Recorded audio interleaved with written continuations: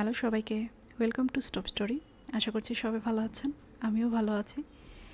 আজকে মসুর ডাল দিয়ে লাউ শাক রান্না করব। অনেকের বাড়িতেই হয়তো এই রান্নাটা হয়, যাদের বাসায় এই রেসিপিটা হয় না তাদের জন্যই আজকের এই ভিডিও। এই ডালটা রান্না করতে নিলেই ছোটোবেলার একটা কথা মনে পড়ে যায়, বলছি পরে। আগে ফোড়নটা দিয়ে নিই। ফোড়নে যাবে শুকনা মরিচ এবং 5 ফোড়ন। এখানে আর কোনো পেঁয়াজ রসুন ব্যবহার করা হবে না। ফোড়ন দিয়ে ডালটা ভেজে নিব। ভাজা হয়ে গেলে পরিমাণ মতো পানি দিয়ে, পানিটা বলক চলে আসলে সেখানে লবণ, কাঁচামরিচ এবং শাকগুলা দিয়ে সব কিছু সেদ্ধ হওয়া পর্যন্ত অপেক্ষা করব।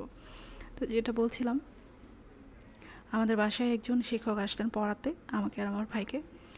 উনি আমাদের বাসায় একদিন এমনিতেই র্যান্ডমলি বাড়িতে যা হয় তাই দিয়ে খেয়েছিলেন। সেদিন এই ডালটা ছিল, ওনার খুব ভালো লেগেছিল খেয়ে।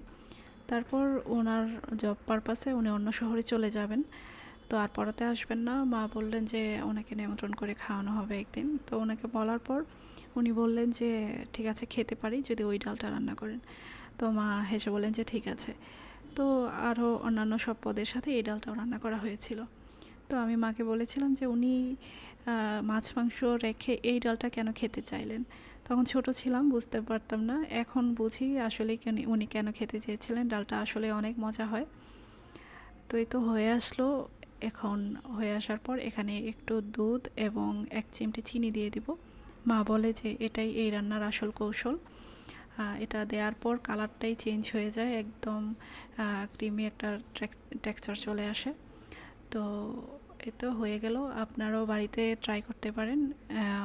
আশা করছি খারাপ লাগবে না, এবং কেমন হয়েছে কমেন্টে জানিয়ে দিবেন। আর এরকম আরও অনেক ভিডিও পেতে সাবস্ক্রাইব করতে ভুলবেন না, এবং লাইক, কমেন্ট, শেয়ার অবশ্যই করবেন। দেখা হবে পরবর্তী ভিডিওতে। বাই।